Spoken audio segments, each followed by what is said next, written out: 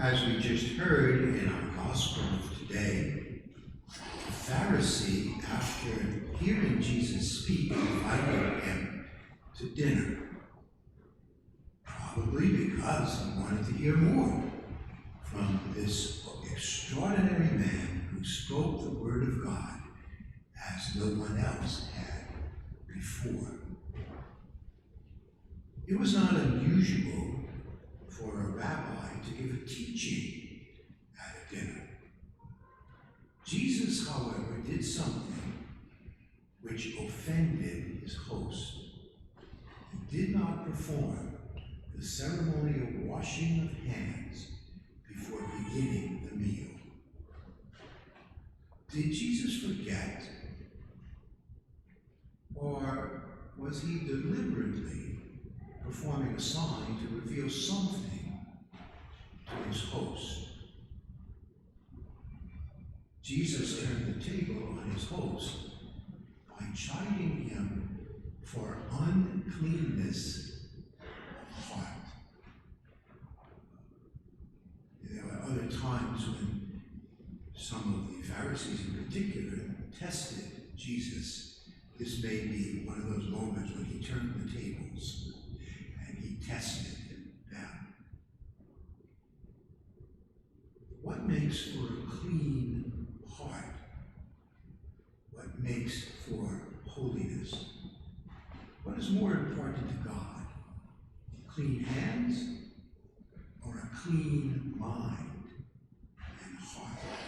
This is a lively question in our day and time. Many of us are very concerned about external cleanliness. Not a bad thing, but Jesus raises the question, what's more important? People battle over the external. Be careful.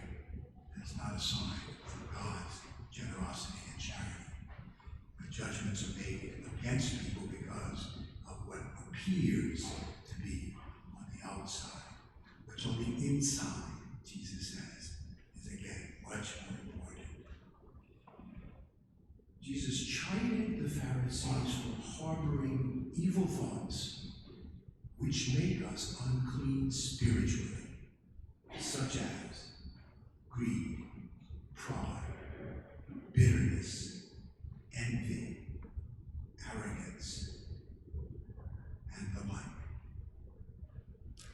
Why does Jesus urge them to give alms? Sounds like a curious way to respond to the situation. When we give freely and generously to those in need, we express love, compassion, kindness, and mercy. If the heart is full of love and compassion, then there's no room for envy, greed, bitterness, and the like. And so we're invited, as the church has promoted this, as Jesus himself gives us, to do works of spiritual and corporal works of mercy. Now, this is a constant for us. It's not an option. Every day, in some way, we are called to be generous again and caring for others.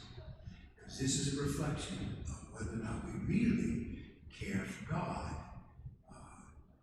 and not just, again, in some kind of external way. Just a little final comment. Recently, someone who is a convert to our faith in recent times, and who finds the rosary something wonderful, and just is praying this with great fervor and meditates on the mysteries in great depth. So he has a habit of praying the rosary individually in a way that gives him a lot of room for that kind of prayerful meditation. And he came to Mass here, and he noticed that people were praying the rosary before Mass. And at first, he was just enamored by that. He said, oh boy, wonderful. But then his experience was, it was done in a way that he kind of like, wait a minute, do they mean it? It was just like so rapid fire in his mind. It was almost like mindless. It was just saying words. And And it shocked him. And it bothered him, actually, he told me. Interesting, that kind of reflection. Is that something that we do let happen inside of us? Externally, we're saying, doing a good thing. But internally, are we really praying?